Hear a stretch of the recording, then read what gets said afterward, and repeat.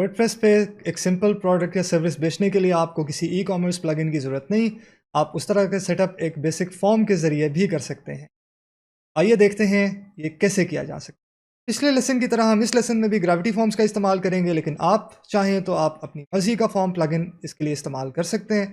बस उसमें कैलकुलेशन की ऑप्शन होनी चाहिए।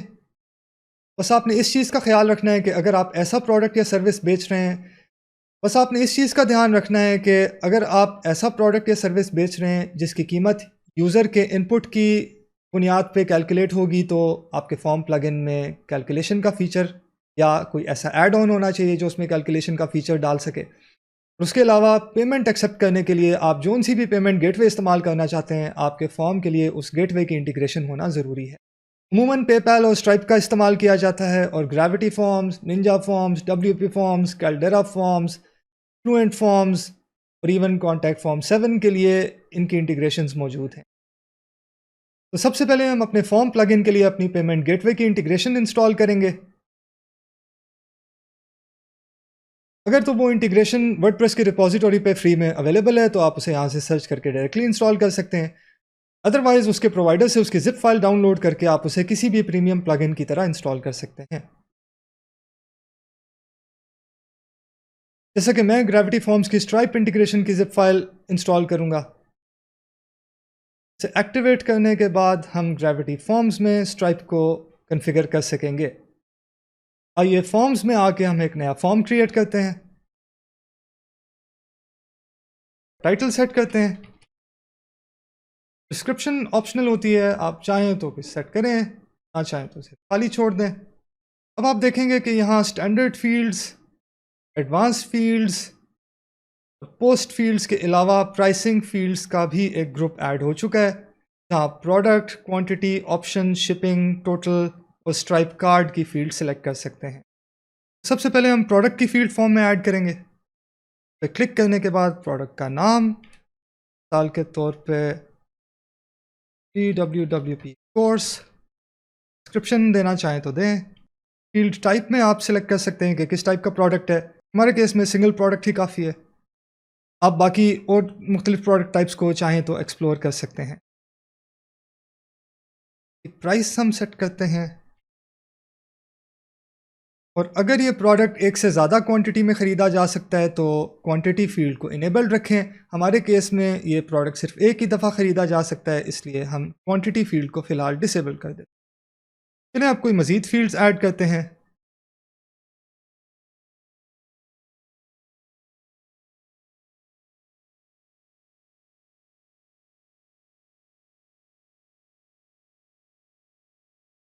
कोर्स ऐड ऑन्स, यहाँ हम सिलेक्ट कर सकते हैं कि किस प्रोडक्ट की ऑप्शंस होंगी, और अभी चूँकि हमने सिर्फ एक ही प्रोडक्ट ऐड किया इसलिए सिर्फ वही मौजूद है। उसके बाद इस फील्ड की टाइप सिलेक्ट करते हैं। ड्रॉप डाउन की जगह हम चेक बॉक्सेस, हम इन ऑप्शंस का नाम देंगे, जैसे personal training session by instructor 50।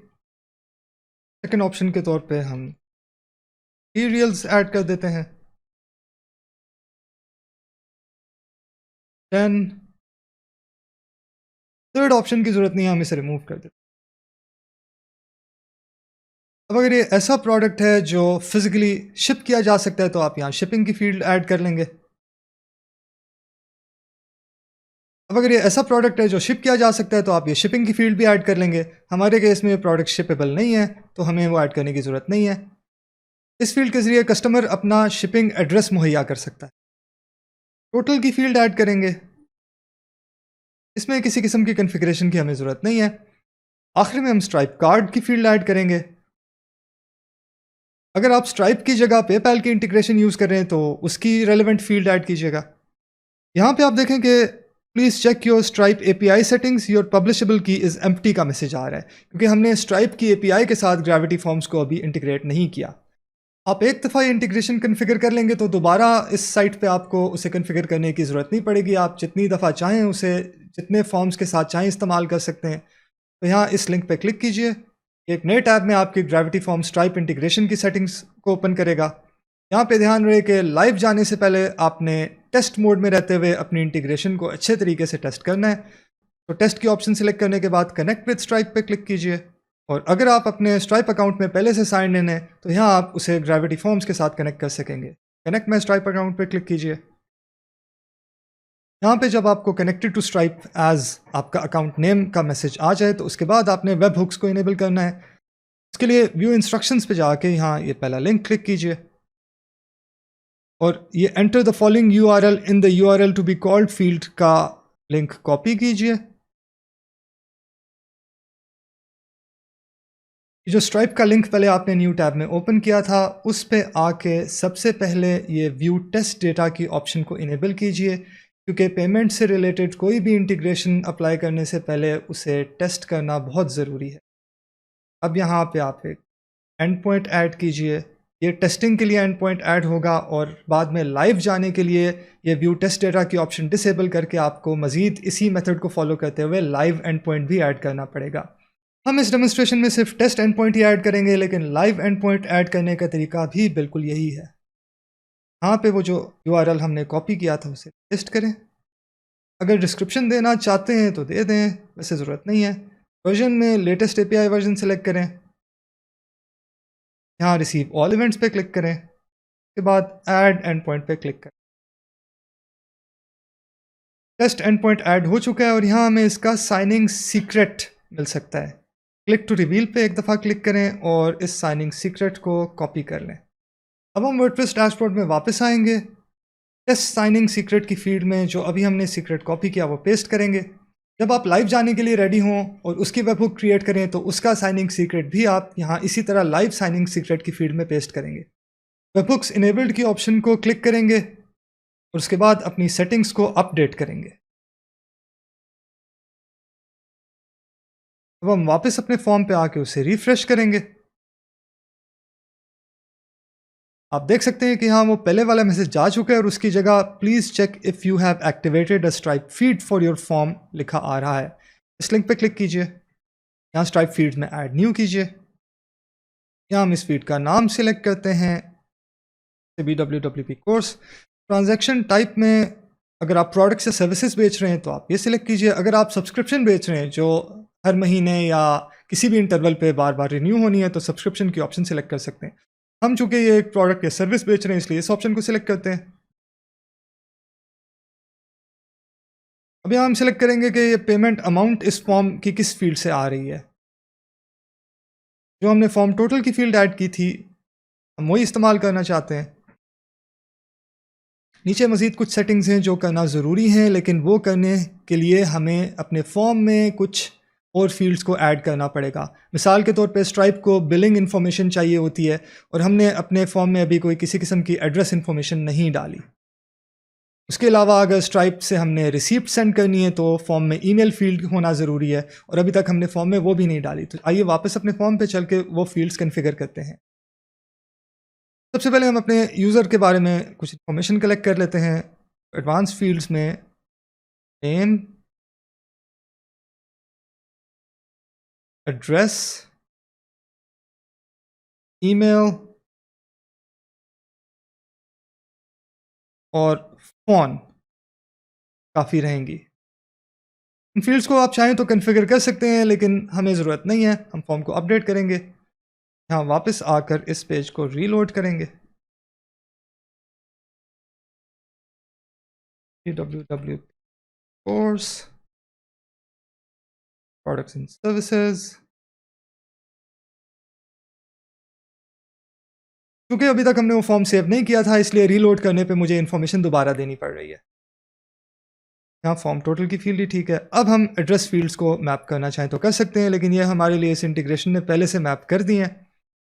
Meta data हमें कुछ ऐड करने की यहाँ पे ज़रूरत नहीं है। स्ट्राइप रिसीप्ट में हम ईमेल की फील्ड सेलेक्ट करेंगे। कंडीशनल लॉजिक की भी हमें यहाँ भी ज़रूरत नहीं है। अपडेट सेटिंग्स करेंगे। के बाद हम अपने फॉर्म को लोड करेंगे।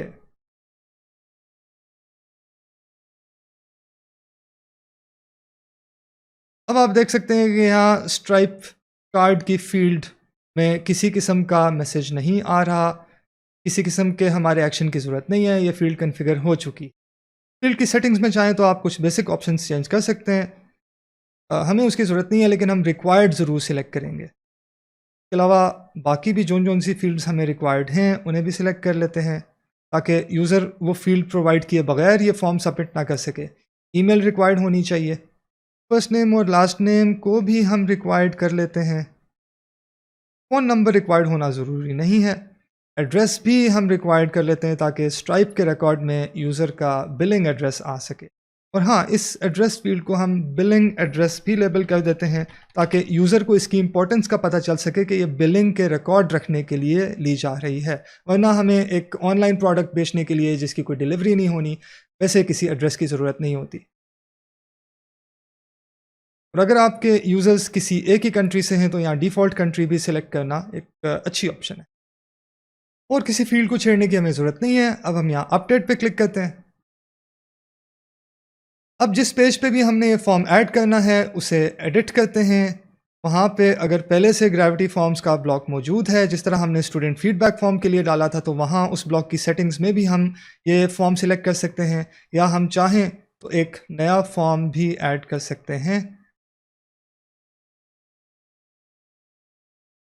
यहाँ पे हम बाय द कोर्स का फॉर्म सिलेक्ट करेंगे और इस पेज को अपडेट करेंगे। अब अगर इस पेज को आप रीलोड करें तो आप देखेंगे कि ये नया फॉर्म ऐड हो चुका है। बाय द कोर्स के नाम से हमारा ये फॉर्म है। इसमें name, email address, phone, billing address वगैरह की फील्ड्स मौजूद हैं। बाय डिफ़ॉल्ट ये कोर्स का प्रोडक्ट मौजूद है। ये डिस्क्रिप्शन भी आपको यहाँ नज़र आ रही है। इसमें अगर आप चाहें तो ये ऐड ऑन सिलेक्ट करें, तो आप देखेंगे उस हिसाब से प्राइस अपडेट हो रही है। डीसिलेक्ट करने पे प्राइस वापस 49 पे जा चुकी है। कोर्स मटीरियल सिलेक्ट कर सकते हैं, तो टोटल उस हिसाब से अपडेट हो जाएगा। उसके बाद आपका कस्टमर यहाँ कार्ड नंबर प्रोवाइड करेगा, उसकी एक्सपायरी, CVC कोड और अपना कार्ड होल्डर नेम। सबमिट करने पे ये कोर्स परचेज कर सकेगा। इस परचेज की फुलफिलमेंट आपने मैन्युअली ही करनी होगी, क्योंकि इस फॉर्म में कोई ऑटोमेटेड फुलफिलमेंट का मेथड नहीं है। आपको इस फॉर्म की कॉन्फ़िगरेशन में सेट करना होगा कि ये फॉर्म सबमिट होने पे आप तक ईमेल आए और आप उसके बाद उस यूज़र को जो उसने परचेज़ किया है उसकी एक्सेस दे सकें। अगर वो कंसल्टेंसी सर्विस है तो आप उसे वो प्रोवाइड कर सकें, उसे इस ईमेल एड्रेस पे आप फॉलो अप कर सकें, और जिस तरह से भी उस यूज़र को आपने फैसिलिटेट करना है, बल्कि अब वो आपका कस्टमर बन चुका है, तो जैसे भी उस कस्टमर को आपने फैसिलिटेट करना है, वो इस स्टेप के बाद आप पे मुनहसर है। तो ये था अपनी साइट पे बेसिक ई कॉमर्स बगैर किसी ई कॉमर्स प्लगइन के ऐड करने का तरीका, सिर्फ और सिर्फ एक फॉर्म और उसकी पेमेंट गेटवे से इंटीग्रेशन को इस्तेमाल करते हुए। आप इस नॉलेज को कंडीशनल लॉजिक और मल्टी स्टेप फॉर्म्स के साथ मिला के एक बड़ा कॉम्प्लिकेटेड फॉर्म भी सेटअप कर सकते हैं, जिसमें यूज़र आपको अपनी रिक्वायरमेंट्स के बारे में एक एक स्टेप पे बताए। उस बेसिस पे वो जो प्रोडक्ट या सर्विस खरीदना चाह रहा है उसकी प्राइस कैलकुलेट हो, आखिर में वो अपने कार्ड का नंबर दे के वो प्रोडक्ट या सर्विस आपके फॉर्म से परचेज कर सके। जब आप फॉर्म को अच्छी तरह से टेस्ट कर चुके हैं, तो उसके बाद एपीआई को टेस्ट मोड से लाइव मोड पे स्विच करना मत भूलिएगा, अदरवाइज आपकी ट्रांजैक्शंस नहीं होंगी। अब अगले लेसन में हम ये सीखेंगे कि ग्रेविटी फॉर्म्स को मुख्तलिफ थर्ड पार्टी सर्विसेज के साथ कैसे इंटीग्रेट किया जाता है। इसकी एक एग्जांपल हम इसी लेसन में ग्रेविटी फॉर्म्स को स्ट्राइप के साथ इंटीग्रेट करके देख चुके हैं। आइए उसकी कुछ मज़ीद एग्जांपल्स देखते हैं नेक्स्ट लेसन।